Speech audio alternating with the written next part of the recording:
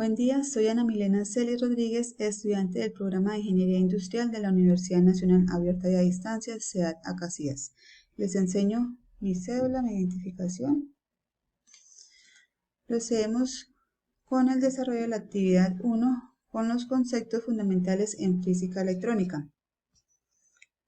Para iniciar la actividad vamos a realizar la pregunta que es en el análisis de corriente directa, ¿por qué es necesario que la tensión tenga signos?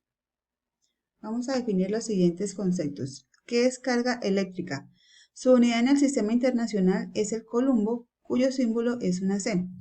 Es cuantizada en el mundo atómico y en cuerpos más grandes encontramos que la magnitud de la carga eléctrica del electrón E es una cantidad fundamental de carga eléctrica y los cuerpos solo pueden tener múltiplos de enteros de la carga del electrón. Existen dos tipos de carga eléctrica, la positiva y la negativa.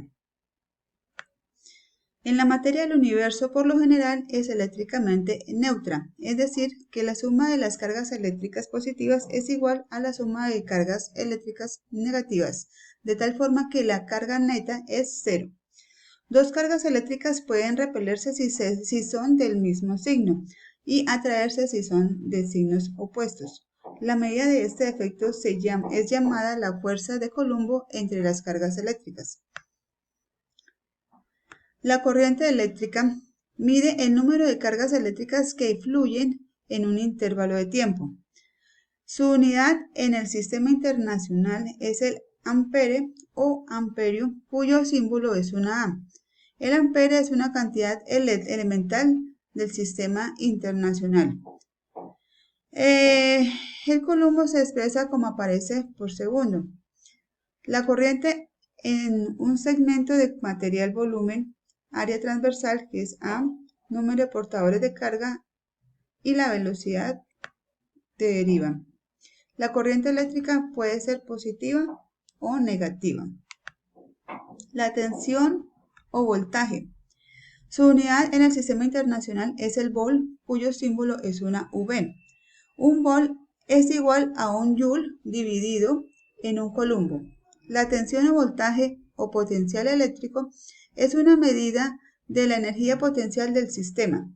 Tiene sentido hablar de diferencias de potencial o de voltaje o de tensión en un lugar de valores absolutos. De esta forma, la tensión puede ser positiva y negativa. Se relaciona con la corriente eléctrica y la resistencia eléctrica mediante la ley de Ohm. En la práctica, las fuentes de poder, las baterías de celda, las baterías de litio, proporcionan el voltaje requerido para que funcionen los dispositivos electrónicos. Vamos con el concepto de energía. Su unidad en el sistema internacional es el joule, cuyo símbolo es una J. La energía no se crea ni se destruye, se transforma. La energía es igual a la suma de energía cinética y la potencial. Tiene sentido hablar de diferencias de potencial o de energía en lugar de valores absolutos. Se relaciona con la diferencia de tensión. En cambio, en el tiempo de la energía potencial da lugar a la potencia eléctrica disipada en un resistor. La potencia eléctrica.